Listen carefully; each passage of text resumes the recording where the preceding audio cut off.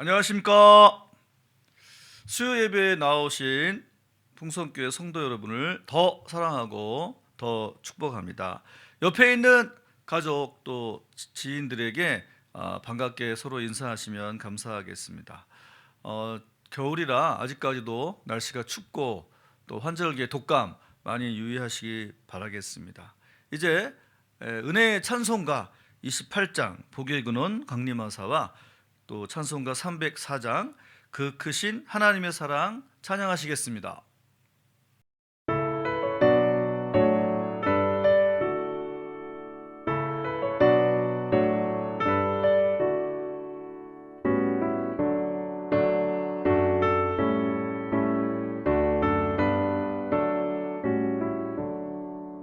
복의 근원 강림하사 찬송하게 하소서. 한량없이 자비하심 증명할 길 없도다. 천사들의 찬송가를 내게 가르치소서.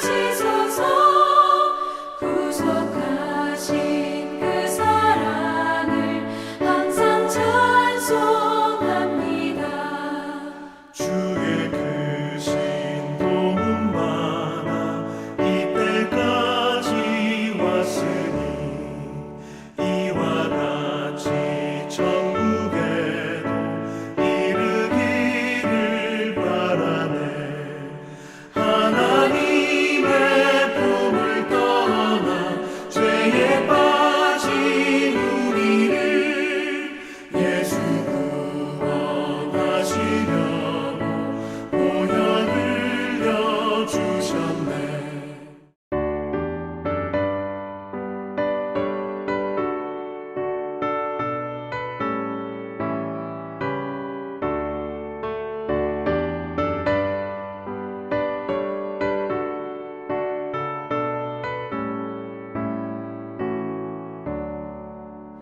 크신 하나님의 사랑 말로다 영영 못하네. 저 높고 높은 별을 넘어 이 낮고 낮은 땅 위에 죄범한 영혼 구하려 그 아들 보내사 화목제물 삼으시고 죄 용서하셨네. 하나님 크신 사랑을 증명도 못하네. 영원히 변치 않는 사랑 성도여 찬양하세.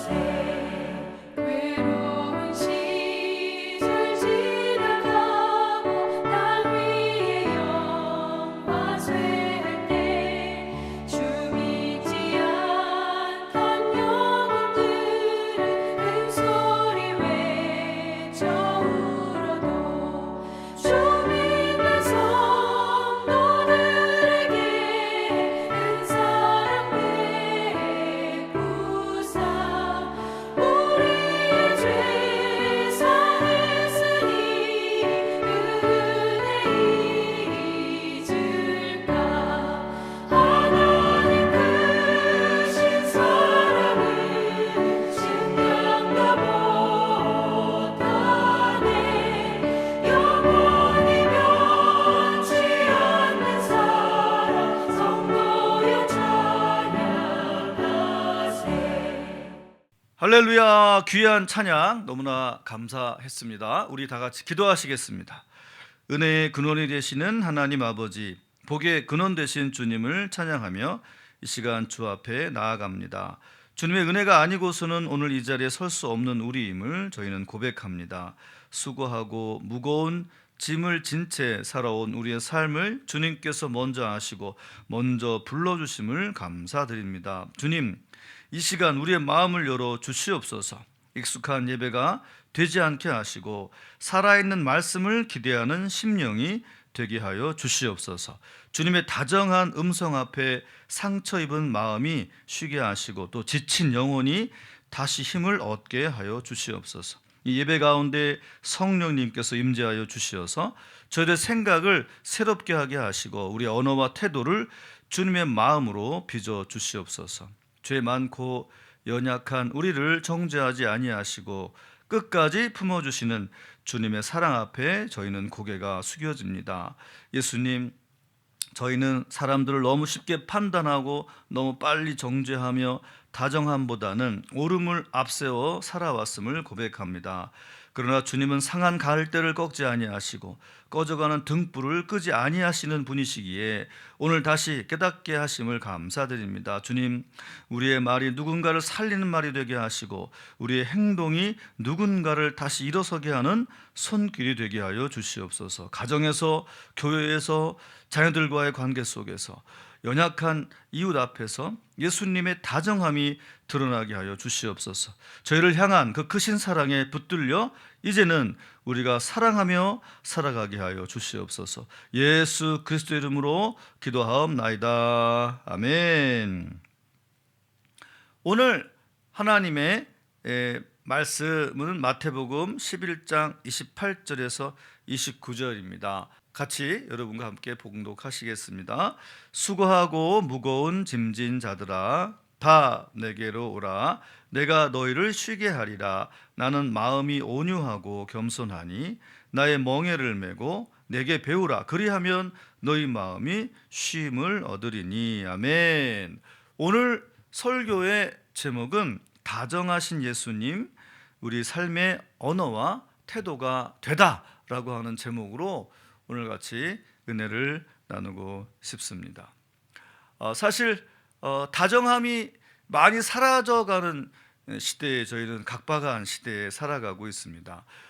우리는 말도 빠르고 행동도 빠르고 또 만드는 것도 빠른 나라이기 때문에 지금 이렇게 격변하는 세대 속에서 이런 세상 속에서 잘 살아가고 있다. 대한민국이 그렇긴 하죠. 그래서 그 시대를 잘 우리가 살아가고는 있는데 정서적이고 심리적인 문제들은 더 많이 생기고는 있습니다. 그러니까 사실 많은 사람들한테 드러나진 않고 있지만 사실 요즘 젊은 세대들이 마음이 매우 유리 멘탈이다, 뭐 이렇게 약하냐 이런 말들을 많이 하잖아요. 그런데 그 너무 빠르게 진행되면서 다정함을 잃어버린 세상에서 살아가다 보니까 그 우리의 후손들, 우리의 다음 세대들이 많이 아파하고 있습니다. 그래서 상처를 입은 사람들에게는 이 필요한 게 이게 정답이 아닙니다. 그냥 다정함인 건데 이게 잘 안 되고 있죠. 우리의 말은 종종 옳기는 하지만 차갑고 또 행동은 너무너무 서로 바쁘기만 하지만 무관심하죠. 그런 시대 속에서 복음은 우리에게 묻고 있죠. 예수님께서는 사람들에게 어떻게 말씀하셨고 어떻게 행동하셨는가? 그분은 다정하게 말씀하셨고 또 다정하게 행동을 하셨습니다. 그러면 그분이 지금 2026도 지금 이 세상에 와서 대한민국에 예수님이 재림하셨어요. 그러면 그분이 어떻게 우리를 대하실까요? 저는 아마 분명히 아무리 이렇게 바쁜 세대라고 하더라도 예수님은 아마 다정하게 우리에게 말을 건네실 거고 또 다정하게 말씀을 하실 거라고 저는 생각이 듭니다. 북한에서 그 내려온 사람들을 요즘은 저희가 이제 이탈민 그렇게 말 안 하고요. 지금 정동영 통일부 장관이 되고 나서 모든 언어를 바꾸고 있는데 북향민으로 해라. 북쪽을 고향으로 둔 백성, 북향민으로 하라고 해서 지금 북향민으로 저희가 호칭을 하는데 북향민들이 남한에 내려와서 가장 좋은 게 다정한 언어예요. 그러니까 우리 언어가 그 북한에 비하면 굉장히 다정한가 봐요. 근데 그 간지러울 정도로 다정한가 봐요. 특히 서울 말은. 그런데 북한에서 뭐 가열차게 뭐 하라, 뭐 혁명적으로 전투하라 맨날 그렇게 살다가 여기 와서 뭐 자기야 뭐 먹었니? 뭐 이런 말 들으면 아주 닭살이 다 돋기는 한데요. 그런데 다정함을 느낀대요. 그래서 이제 남한에 내려와서 정착할 때 행복한 부분이 다정한 말투다. 이렇게 얘기하는 걸 제가 보고 우리가 남한 사람이 북한보다는 다정한 말을 쓰고 있구나. 그런 생각이 확실히 듭니다. 여러분 뭐 시간이 되시면 뭐 요즘 인기 있는 우리 크리스찬들이 꼭 봐야 할 영화가 있죠. 신의 악단이라는 영화가 있는데 한번 보시면 아마 아실 거예요. 우리가 되게 다정한 말투를 쓰고 있구나. 남한 사람들이 북한보다는. 그래서 제가 생각할 때 예수를 믿는 자유민주주의 대한민국의 언어가 더 다정하네. 북한은 공산주의고 예수가 없다 하고 예수 믿는 사람을 잡아 죽이는 저쪽은 말이 다정하지가 않네. 예수님을 닮은 백성들이 사는 곳의 말투는 다정한 거네. 이런 생각을 남한과 북한하고 비교해도 완벽하게 알 수가 있어요. 그러니까 뭐 복잡하게 연구할 것도 없고 그냥 그들의 말투가 거칠고 따뜻하지가 않죠. 행동도 그렇죠. 그러니까 말이 그러니까 행동도 그렇지가 않은 거죠. 그래서 더 다정한 남한이 그보다 더 잘 살고 있죠. 우리가 더 훨씬 잘 살잖아요. 나라도 잘 살고 국방력도 뭐 걔네들보다도 훨씬 더 세졌고 이제는 뭐 장난 아니에요. 대한민국이. 그런데 더 다정하게 말을 쓰는 나라인 거예요. 그래서 북향민들이 남한에 내려와서 느끼는 첫 번째 충격, 말이 너무나 따스하다는 거예요. 말이 다정하다는 거예요. 다정하다는 것에는 온기가 들어있죠. 다정하지 않다라고 하는 말에는 온기가 없죠. 냉랭하죠. 그래서 북한에서 내려온 사람들의 우리나라 남한 사람들의 말투를 보고 처음엔 간지럽다고 하다가 10년쯤 되면은 다들 다정한 말투를 그들도 이제 입에 배가지고 사용하는 것을 많이 보게 되었습니다. 우리가 예수님의 말씀 또 마태복음 11장 28절 말씀을 한번 같이 읽어볼까요? 수고하고 무거운 짐진 자들아 다 내게로 오라 내가 너희를 쉬게 하리라. 예수님의 말씀은 사람을 부르십니다. 사람을 이렇게 부르세요. 우리는 사람을 외면할 수 있는데 예수님은 사람을 부르셨어요. 그런데 이렇게 말씀하지 않으셨어요. 야, 너 문제부터 해결하고 와. 너 씻고 와. 너 옷이 왜 그래? 너 학위 따고 와. 아니면 너 돈 좀 갖고 있니? 뭐 좀 더 너가 옛날보다 더 나아지면 나를 만나러 와. 이런 말씀을 안 하셨어요. 그냥 수고하고 무거운 짐을 졌는데 나한테 오라는 거예요. 야, 이건 쉽지 않죠. 그러니까 해결자가 아닌 상태에서 이 말을 할 수 없죠. 그러니까 수고하고 무거운 짐에 대한 해결을 할 수 없는 사람이라면 그 말을 할 수가 없죠. 그러니까 예수님이니까 할 수 있는 말이긴 해요. 그런데 다정하죠. 너무 다정하죠. 조건이 없어요.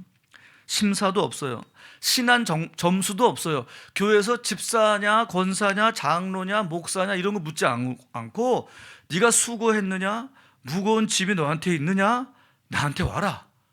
이것처럼 따뜻하고 다정한 말이 어디 있을까요? 이 말에 아마 많은 우리 그리스도인들은 이 말씀을 옛날에도 듣고 뭐 설교 중에 듣고 배우고 하다가 감동을 받아서 많이들 울었던 말씀은 아닐까 싶어요. 저도 예전에 이 말씀을 들을 때 뭐 힘든 일이 있을 때 그럴 때 이제 이 말씀이 딱 보이거나 하면 와, 진짜 너무나 감사하죠. 따뜻하죠. 이렇게 다정하게 우리한테 언제나 다가오시고 말씀하시는 예수님이 우리의 주님이시니 얼마나 감사한지 모르겠습니다. 이 다정한 말의 본질은 사람을 평가하지 않고 그냥 초대하는 데 있다라는 것이죠. 그래서 우리 교회가 우리 성도들이 먼저 믿은 그리스도인들이 다정함을 잃게 되면 복음이 옳긴 한데 가까이 가기 어려운 말이 되어서 전도의 방해가 됩니다. 그러니까 예수 천당 불신지옥 예전에 이제 그런 전도 많이 했죠. 맞는 말이죠. 그런데 이제 그 예수 믿지 않는 사람들은 그러면 나는 지옥 가라 이런 얘기인가? 막 이렇게 하면서 마음 아파하더라고요. 그 믿지 않는 친구들한테 물어보니까 그런 말은 나중에 해도 될 텐데, 근데 우리 전도 기법 중에 또 선언해야 되고 하니까 우리가 예전에 많이 그랬거든요. 저희 어렸을 때는 뭐 그렇게 전도하지 않으면 전도가 아니었던 시절이 있었는데, 예수님은 아마 이 땅에 오시면 그렇게 얘기하지는 않으셨을 것 같아요. 다정하게 수고하고 무거운 짐을 졌느냐 예수께로 나아오라, 이렇게 먼저 말씀하셨을 것 같습니다. 두 번째 또 우리가 생각해야 될 점은 마가복음 10장 13절과 16절인데요. 같이 읽겠습니다. 사람들이 예수께서 만져주심을 바라고 어린아이들을 데리고 오매 제자들이 꾸짖거늘 예수께서 보시고 노하시어 이르시되 어린아이들이 내게 오는 것을 용납하고 금하지 말라. 하나님의 나라가 이런 자의 것이니라. 내가 진실로 너에게 이르노니 누구든지 하나님의 나라를 어린아이와 같이 받들지 않는 자는 결단코 그곳에 들어가지 못하리라 하시고 그 어린아이들을 안고 그들 위에 안수하시고 축복하시니라. 아멘.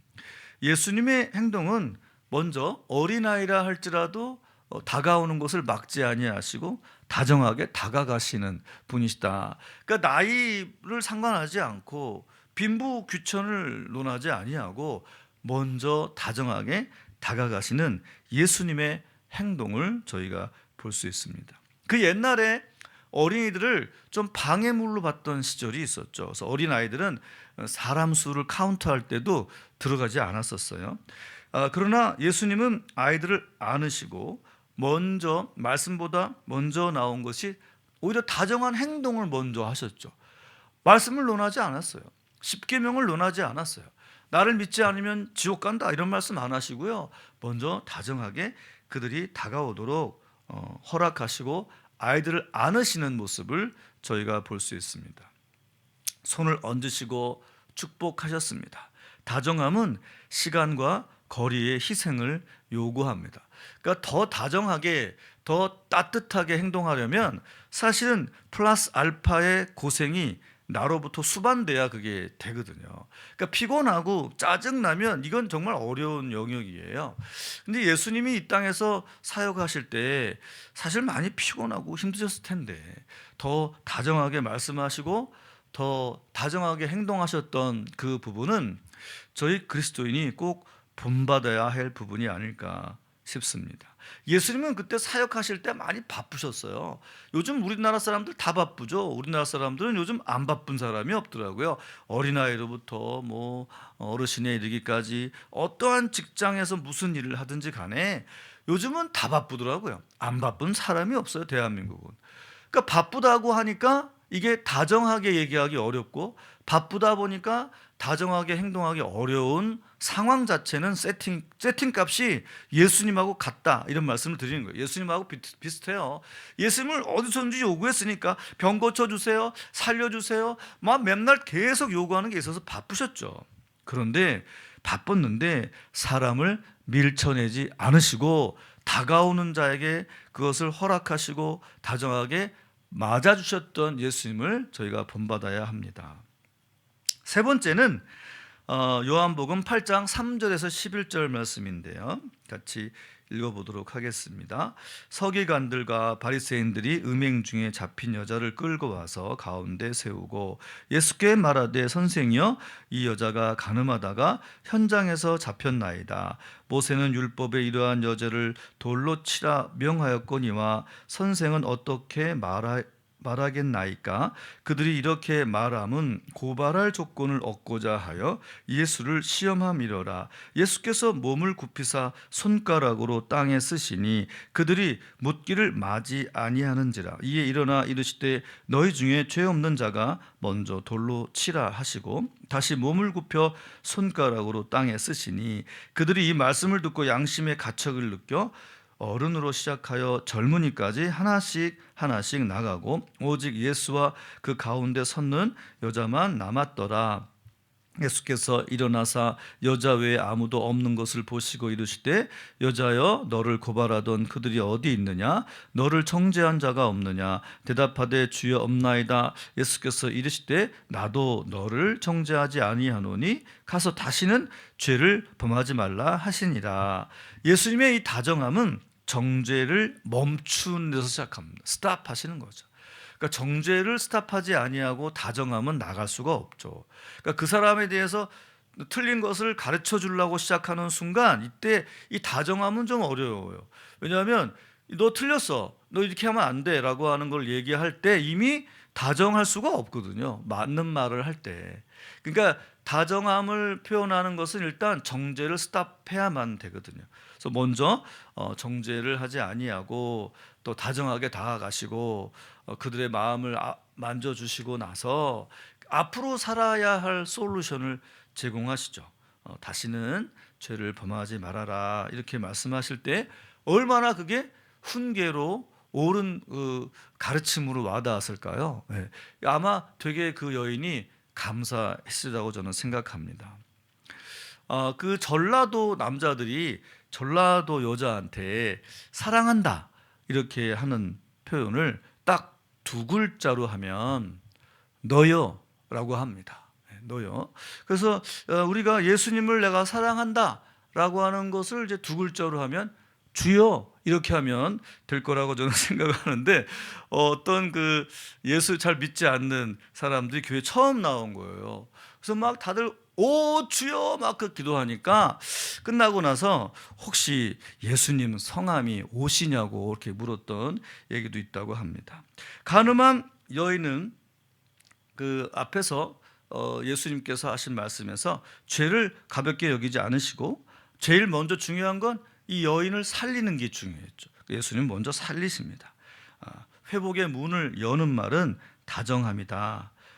다정함은 죄를 부정하지 않되 사람을 포기하지 않는 태도다. 그렇게 말씀드릴 수 있습니다. 이제 또 이사야서 42장 1절과 4절 말씀을 보겠습니다. 내가 붙드는 나의 종 내 마음에 기뻐하는 자 곧 내가 택한 사람을 보라. 내가 나의 영을 그에게 부어 주었은즉 그가 이방의 정의를 베풀리라. 그는 외치지 아니하며 목소리를 높이지 아니하며 그 소리를 거리에 들리지 하지 아니하며 상한 갈대를 꺾지 아니하며 꺼져가는 등불을 끄지 아니하고 진실로 정의를 시행할 것이며 그는 쇠하지 아니하며 낙담하지 아니하고 세상의 정의를 세우기에 이르리니 섬들이 그 교훈을 앙망하리라. 이 다정함은 하나님과 예수님의 기본적인 성품이고 또 제자의 표지이다. 그러니까 우리가 지향하고 그것을 배워서 우리가 습득해야 할 성품 중에 하나이다. 이렇게 볼 수 있습니다. 하나님과 예수님은 상한 갈대를 꺾지 않으신다. 꺼져가는 등불을 결코 끄지 않으신다. 이게 하나님과 예수님이 약한 사람을 다루는 방법 같아요. 그러니까 약한 자를 다루는 방식은 절대로 그걸 꺾거나 불어서 꺼트리거나 이런 방식이 아닌 거죠. 다정하게 그를 다시 살리고 다시 서 있을 수 있도록 돕는다. 우리가 다정하지 않다면 우리는 사실은 예수님이나 하나님을 정확하게 타인에게 전달하지 못할 수 있습니다. 그러니까 전도를 했지만 내가 다정하지 않은 말투나 다정하지 않은 행동으로 전도를 했다면 오히려 하나님에 대한 오해를 잘못된 생각을 타인이 갖게 할 수도 있다라는 말씀입니다. 그래서 결론적으로 말씀을 드리면 이 다정함은 복음의 언어인 것입니다. 예수님은 언제나 부르시는 말이나 또 안아주신 행동이나 정죄하지 아니하는 태도나 다시 살리는 겉면이나 이런 모든 것들은 사랑으로 대하는 다정함이었습니다. 오늘날 우리의 가정에서 교회에서 어떤 상황 가운데에서도 예수님의 다정함이 우리의 말과 행동에서 살아날 수 있기를 축원합니다. 다 같이 기도하시겠습니다. 다정하신 주님, 오늘 말씀을 통해 우리의 모습보다 예수님의 마음을 먼저 보여주셔서 감사합니다. 수고하고 무거운 짐진 우리를 정죄하지 아니하시고 부르시는 주님의 음성 앞에 우리의 마음이 잠잠해짐을 고백합니다. 우리는 사랑한다고 말하면서도 말이 날카로웠고 오름을 앞세우느라 사람을 놓쳤음을 고백합니다. 주님은 아이를 안아주시고 죄인을 일으키시고 상한 마음을 끝까지 품으시는 분이심을 오늘 다시 배우게 하셔서 감사합니다. 이제 이 말씀을 들은 자로만 머물지 않게 하시고 우리의 말과 행동 가운데서 예수님의 다정함이 흘러가게 하여 주시옵소서.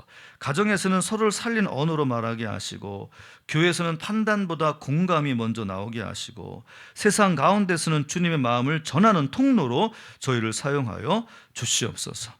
예수님, 우리를 통해서 누군가가 다시 숨쉬게 하시고 다시 믿게 하시고 다시 일어설 수만 있다면 그것으로 충분한 은혜임을 믿습니다. 오늘 받은 말씀을 가슴에 품고 다정하신 예수님을 닮아서 한 주간 살아가게 하여 주시옵소서. 우리의 참된 위로이신 예수 그리스도 이름으로 기도하옵나이다. 아멘. 다 같이 주기도문 하시겠습니다. 하늘에 계신 우리 아버지여, 이름이 거룩히 여김을 받으시오며 나라의 임하옵시며 뜻이 하늘에서 이룬 것 같이 땅에서도 이루어지이다. 오늘날 우리에게 일용할 양식을 주옵시고 우리가 우리에게 죄 지은 자를 사하여 준 것 같이 우리 죄를 사하여 주옵시고 우리를 시험에 들게 하지 마옵시고 다만 악에서 구하옵소서. 대개 나라와 권세와 영광이 영원히 싸움나이다. 아멘.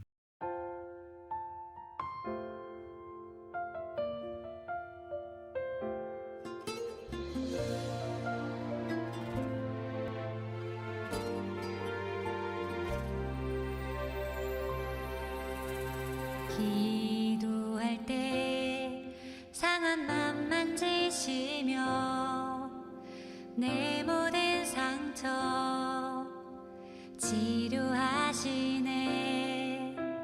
기도할 때 삶의 짐 벗어지며 하늘에 위로 주시네. 기도할 때 내게 지혜를 주사 주의 뜻대로 살게 하시네. 기도할 때 주님 함께 계시니 내 영혼 참 평안하네. 기도를 멈추지 않으리. 기도를 통해 역사하시니 신실하신 하나님 반드시 응답하시니 믿음의 기도 멈추지 않으리.